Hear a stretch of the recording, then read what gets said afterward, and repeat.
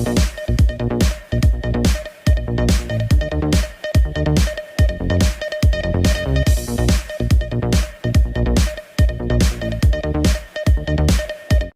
लोग अब पढ़ने जा रहे हैं फिजिक्स का तीसरा चैप्टर, जिसका फर्स्ट वीडियो बन के अपलोड हो चुका है। अगर नहीं देखे हैं तो वह वीडियो जाकर देख लीजिए, उसका लिंक वीडियो के डिस्क्रिप्शन में है। और आइए कुछ क्वेश्चन पे इस वीडियो में डिस्कस करते हैं।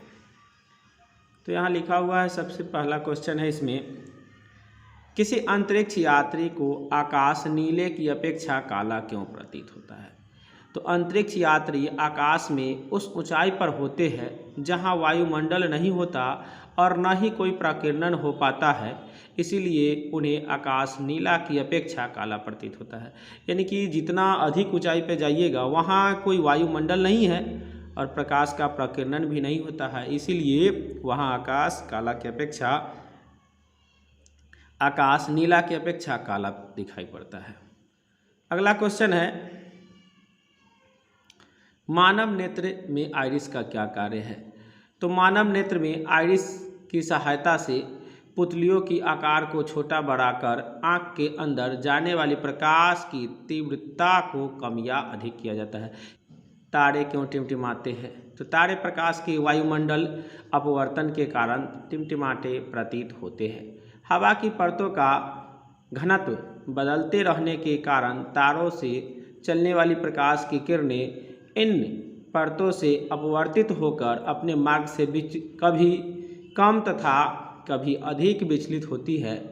इसे आँखों में प्रकाश कभी कम पहुँचता है तो कभी अधिक, जिसे तारे टिमटिमाते प्रतीत होते हैं। अगला क्वेश्चन है, चंद्रमा और ग्रह टिमटिमाते प्रतीत नहीं होते हैं क्यों?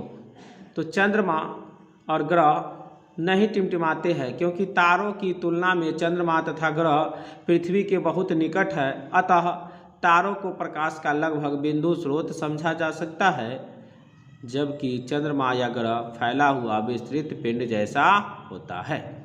इसलिए चंद्रमा या ग्रह से आती किरणों में वायुमंडलीय घटबढ़ के कारण हुआ थोड़ा विचलन मालूम नहीं पड़ता। सूर्योदय और सूर्यास्त के समय सूर्योदय रक्तांबर क्यों प्रतीत होता है? यानी कि जब सूर्य होता है उस समय और सूर्य जब डूबता है तो सूर्य लाल क्यों प्रतीत होता है? तो सूर्योदय और सूर्यास्त के समय सूर्य क्षितिज के बहुत नज़दीक होता है। सूर्य की किरणों को हम तक पहुंचने के लिए वायुमंडलीय मोटी परतों से गुजरना पड़ता है, जिससे नीले और कम तरंगदैर्घ्य प्रकाश के अधिकांश भाग को वहां उपस्थित कणों द्वारा प्रकीर्णित हो जाता है और हमारी आंखों तक पहुंचने वाला प्रकाश अधिक तरंगदैर्घ्य का होता है। इसलिए सूर्योदय और सूर्यास्त के समय सूर्य रक्तांबर प्रतीत होता है। अगला क्वेश्चन है, प्रकाश के वर्ण विक्षेपण से आप क्या समझते हैं? श्वेत प्रकाश की किरणें को जब प्रिज्म से होकर गुजारा जाता है तो वह 7 रंगों में विभक्त हो जाती है। इस घटना को प्रकाश का वर्ण विक्षेपण कहते हैं। यानी कि जब किसी प्रिज्म से सूर्य के प्रकाश को किसी प्रिज्म से होकर सूर्य के प्रकाश को जब गुजारा जाता है, 7 रंग में विभक्त होने की घटना को प्रकाश का वर्ण विक्षेपण कहते हैं। ये 7 रंग बै जानी पी ह नाला होता है, यानी कि बैगनी, जामुनी, नीला, हरा, पीला, नारंगी और लाल है।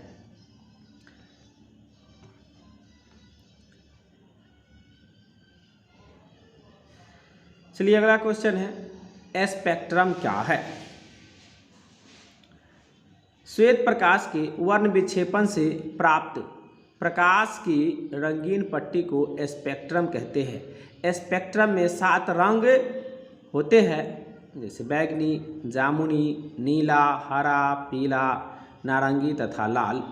इसे ही बैजानी ह पीनाला के नाम से जाना जाता है।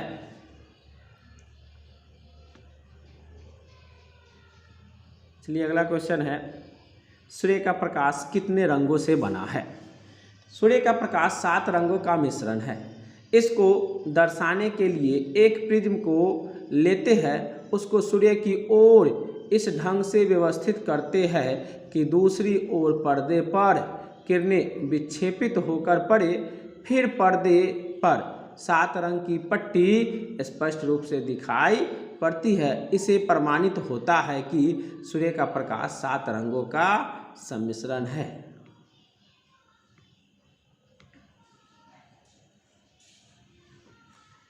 अगला क्वेश्चन है, मोतियाबिंद क्या है? इसके उपचार किस प्रकार किया जाता है?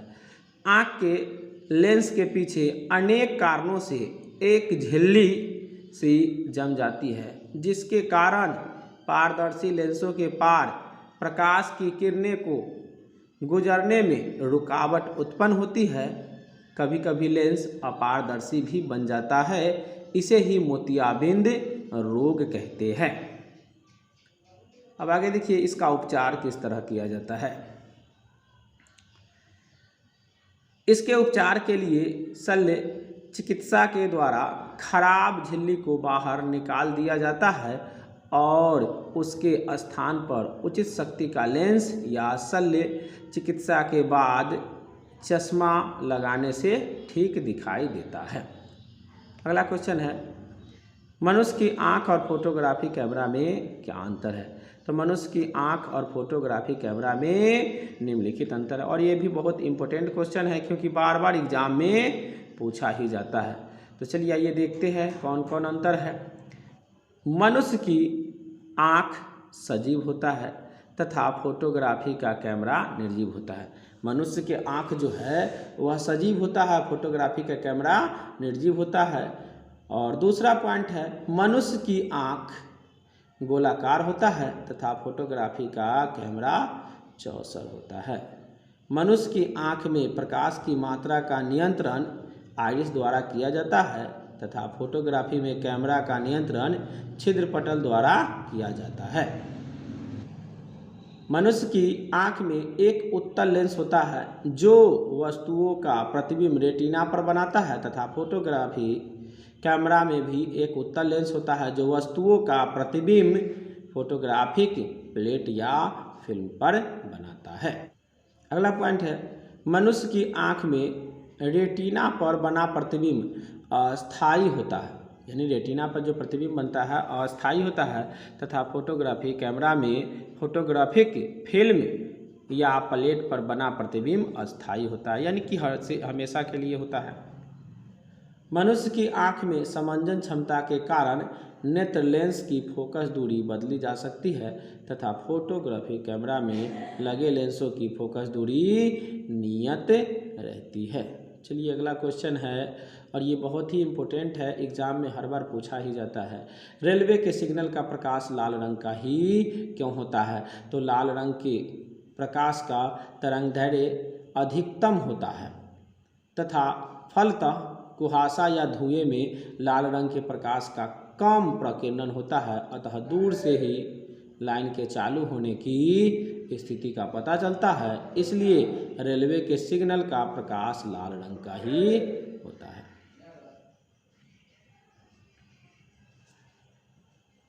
अगला क्वेश्चन है, वे कौन कौन से व्यक्ति हो सकते हैं जिन्हें नेत्रदान नहीं करना चाहिए? तो ये निम्नलिखित रोग से ग्रसित व्यक्तियों को नेत्रदान नहीं करना चाहिए। जिसे एड्स का बीमारी हो वह नेत्रदान नहीं कर सकता है, जिसे हेपेटाइटिस बी या सी की बीमारी हो वह भी नहीं कर सकता है, जल भित्ति की बीमारी हो वह भी आँख दान नहीं कर सकता है, हैजा की बीमारी हो वह भी आँख दान नहीं कर सकता है, मस्तिष्क सुत्था का बीमारी हो वह भी नहीं, या धनु स्तंभ जिसको टेटनस कहते हैं, ये सब व्यक्ति आँख का दान नहीं कर सकता है, या नेत्रदान जिसे नेत्रदान कहते हैं नहीं कर सकता है। चलिए आइए देखते हैं और कौन कौन से व्यक्ति है जो नेत्रदान कर सकता है। तो नेत्रदान करने के लिए किसी भी उम्र के व्यक्ति कर सकता है, किसी भी उम्र का, चाहे बूढ़ा हो जवान हो, कोई भी व्यक्ति नेत्रदान कर सकता है। अगला, किसी भी लिंग का, चाहे वह स्त्री हो पुरुष हो या जो भी लिंग हो, नपुंसकलिंग हो, वह कोई भी व्यक्ति नेत्रदान कर सकता है। जो व्यक्ति चश्मा लगाता है या चश्मा न लगाता है वह भी व्यक्ति आँख दान कर सकता है। मोतियाबिंद के ऑपरेशन कर चुके व्यक्ति हो वो भी दान कर सकता है, या रक्तचाप से पीड़ित जिसको ब्लड प्रेशर या की बीमारी हो वो भी जिसका मधुमेह रोगी हो वो भी कर सकता है। दम्मे के रोगी भी नेत्रदान कर सकता है, या जिसे कोई संक्रमण रोग न हो वह भी व्यक्ति दान कर सकता है। इस प्रकार के सभी व्यक्ति नेत्रदान कर सकते हैं। अगला क्वेश्चन है, मानव नेत्र की सामान्य दृष्टि के लिए दूर बिंदु तथा निकट बिंदु नेत्र से कितनी दूर होना चाहिए? तो मानव नेत्र की सामान्य दृष्टि के लिए निकट की बिंदु 25 सेमी तथा दूर की बिंदु अनंत होना चाहिए। यानी मनुष्य को स्पष्ट देखने के लिए न्यूनतम दूरी 25 सेमी और दूर का बिंदु अनंत होना चाहिए। अगला, वायुमंडलीय अपवर्तन से आप क्या समझते हैं, उदाहरण द्वारा समझाएं। तो वायुमंडल में घटने वाली प्रकाश के अपवर्तन को ही वायुमंडलीय अपवर्तन कहते हैं, अर्थात पृथ्वी के वायुमंडल द्वारा प्रकाश के अपवर्तन को वायुमंडलीय अपवर्तन कहा जाता है। उदाहरण के लिए, वायुमंडलीय अपवर्तन के कारण हम तारे को टिमटिमाते प्रतीत होते हैं। अगला क्वेश्चन, प्रकाश के किस वर्ण का तरंगदैर्घ्य सबसे कम तथा किस वर्ण का सबसे अधिक होता है? तो बैंगनी वर्ण के प्रकाश का तरंगदैर्घ्य सबसे कम तथा लाल रंग के प्रकाश का तरंगदैर्घ्य सबसे अधिक होता है। अगला क्वेश्चन है, श्वेत प्रकाश के किस वर्ण का विचलन अधिक तथा किस वर्ण का विचलन सबसे कम होता है? श्वेत प्रकाश के वर्ण विक्षेपण में बैंगनी रंग का विचलन सबसे अधिक होता है। यानी बैंगनी रंग का विचलन सबसे अधिक होता है तथा लाल रंग का विचलन सबसे कम होता है। अगला क्वेश्चन है, प्रकाश के प्रकीर्णन से आप क्या समझते हैं? जब सूर्य का प्रकाश पृथ्वी के वायुमंडल में प्रवेश करता है तो वायुमंडल में उपस्थित विभिन्न गैसों के अणु एवं परमाणु पर पड़कर विभिन्न दिशाओं में फैल जाती है, जिसे प्रकाश का प्रकीर्णन कहते हैं। यानी प्रकाश, जब वायुमंडल में प्रकाश आता है, सूर्य का प्रकाश, तो बहुत सारा धूलकण होता है और उस पर पड़ के चारों ओर फैलता है, तो वही प्रकाश का प्रकीर्णन कहलाता है।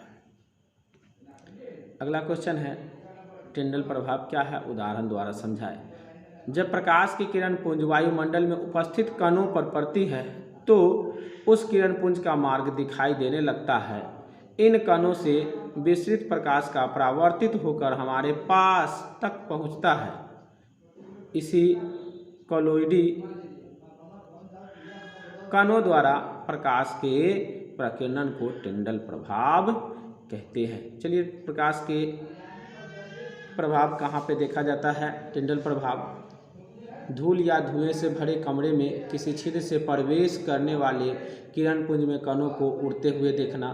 यानी घर में जब वेंटिलेटर या कोई छिद्र द्वारा सूर्य का प्रकाश आता है तो उसमें देखते हैं धूल कण उड़ते रहता है। अगला है, घने जंगलों के वितान से सूर्य की किरणों का गुजरना। यानी घने जंगलों में बहुत सारे छोटा छोटा किरणों द्वारा एक किरण यानी प्रकाश की किरण को आगे की ओर बढ़ना, या जंगल के कुहासे में जल सूक्ष्म बूंदों द्वारा प्रकाश का प्रकीर्णन होना।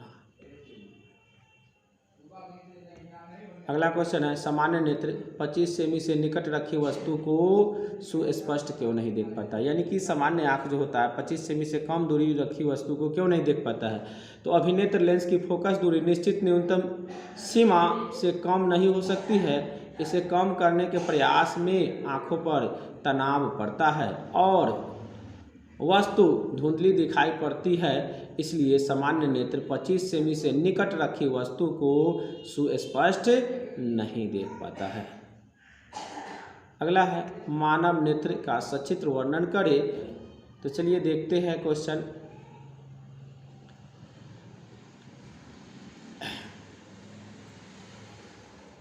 और ये क्वेश्चन बार बार पूछा ही जाता है मानव नेत्र के बारे में। तो मानव नेत्र की आकृति लगभग गोलीय होता है, यानी गोलाकार होता है। इसके द्वारा किसी वस्तु को देखा जा सकता है। जो आप लोग देख सकते हैं मानव नेत्र का ये प्रतिबिंब है। किस तरह से है, इसको बनाने का प्रयास कीजिएगा और इसको नामकरण भी देख लीजिए किस तरह किया हुआ है।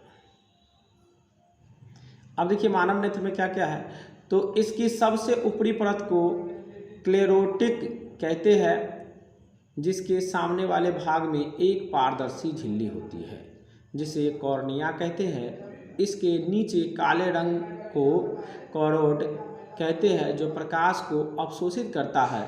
कॉर्निया के पीछे वाले भाग को आइरिस कहा जाता है जो प्रकाश की तीव्रता को घटाता बढ़ाता है।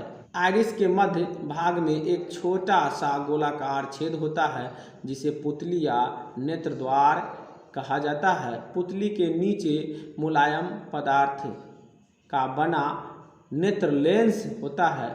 कॉर्निया और लेंस के बीच में एक्वस ह्यूमर नामक पारदर्शी नमकीन द्रव्य रहता है। लेंस के पीछे विट्रियस ह्यूमर नामक रंगीन जेली जैसा द्रव्य भरा रहता है। आँख के सबसे भीतरी भाग को रेटिना या दृष्टि पटल कहा जाता है। आँख के सबसे भीतरी भाग होता है रेटिना या दृष्टि पटल कहा जाता है। नेत्र लेंस द्वारा वस्तु का प्रतिबिंब इसी पर बनता है। इसके मध्य भाग को पीत बिंदु कहते हैं जो प्रकाश का काफ़ी सुग्राही होता है और पीत बिंदु के नीचे अंध बिंदु होता है। आगे देखिए अगला लास्ट पॉइंट है इंद्रधनुष का बनना, यानी इंद्रधनुष क्या है या इंद्रधनुष का बनना समझाए। तो इंद्रधनुष वर्षा के पश्चात आकाश में जल के सूक्ष्म कणों में दिखाई देने वाले प्राकृतिक स्पेक्ट्रम है। इंद्रधनुष सदैव सूर्य के विपरीत दिशा में बनता है।